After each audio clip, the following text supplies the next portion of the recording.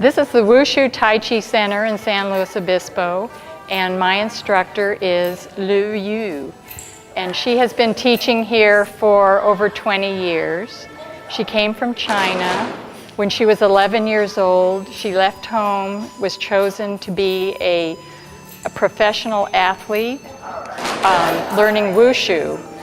And she lived at that team for over 10 years. She was the China Collegiate Tai Chi champion in 1986. She came to the United States in 1990. And she's came here with her husband. She has a daughter, and she is also a Wushu judge. She was the head coach for the national United States Wushu team, where she traveled to Rome and Hong Kong with her team.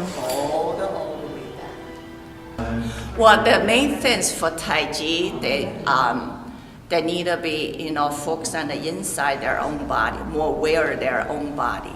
And number one, they need a street balance, and they're learning first moving their body balance. And with the calm mind, we call mind balance. When those two and it reach a certain level, it comes the number three, and the Qi balance. Chinese call Qi is internal.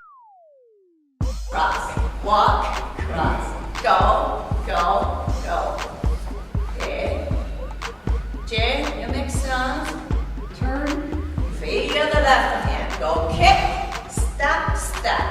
Drop, stand, go, left, leans back, go up, step, step, walk the front, up and down, go to the side, go, kick, go. So when people, get better with their Tai Chi empty hand form, they start into the next level. They're learning through the weapons. And because it's traditional form, in old days for comeback, and have all the techniques. It's training their mind, able to take more than just control their own body. And they even much more showing them more the martial arts techniques.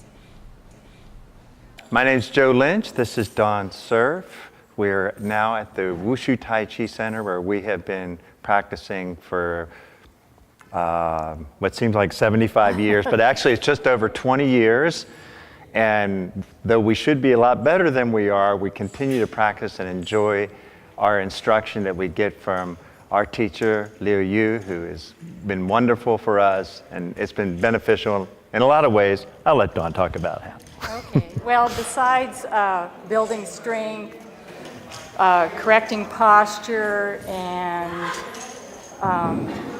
I think the main thing for me that Tai Chi has done is that I really like it as a mindfulness exercise. When I'm doing Tai Chi, there's a lot of muscle memory, so I don't have to remember the forms because I've been doing them for 20 years. But what happens is the mind just settles down and relaxes. I don't have all those extra thoughts going on.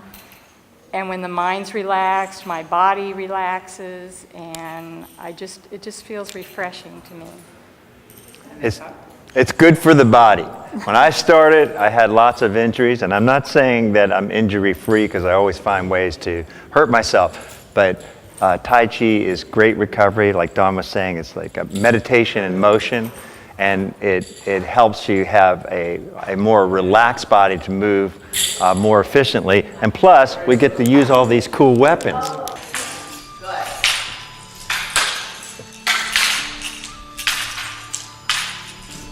Good. That's okay, yeah. Never go for the 100%. Yeah, hold back.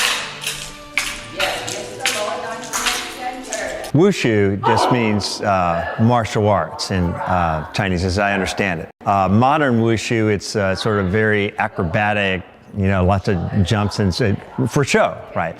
Wushu also means the traditional martial arts. And Tai Chi Chuan and Bagua Zhang, which are both taught here, are two of the major, what they call internal martial arts.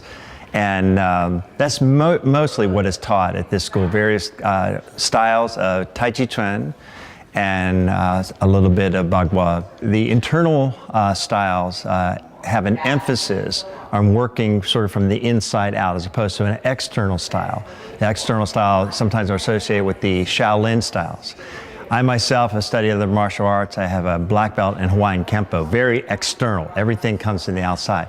The internal style, they emphasize the concept of Qi, which is an innate energy of the whole universe, but also of the human body. So the practice of Tai Chi Chuan has health implications for every organ of the body, the joints, looseness, pliability, moving meditation, and these sorts of things. But also, every single move is a self-defense applicable move. When Tai Chi Chuan was first developed, a fan seems innocuous, you're just cooling yourself with it, but they developed a fan to have blades in them. Some of us have some blades in the fan, but the fans that they had would have blades all the way across.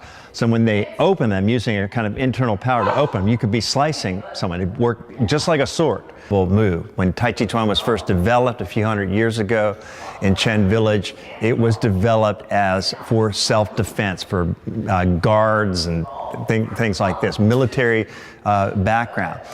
Here we don't emphasize that at this school as much, but we do sort of learn the applications as well. One way you can defend yourself is with a weapon. And you have to remember this was before there were, guns or muskets or anything like that. And so weapons would often be whatever was handy. And furthermore, in Chinese history, sometimes some weapons were illegal. Only soldiers were supposed to have them. And, but other weapons were more traditional Chinese weapons, like the spear, which we were practicing a little while ago, or the double-edged straight sword.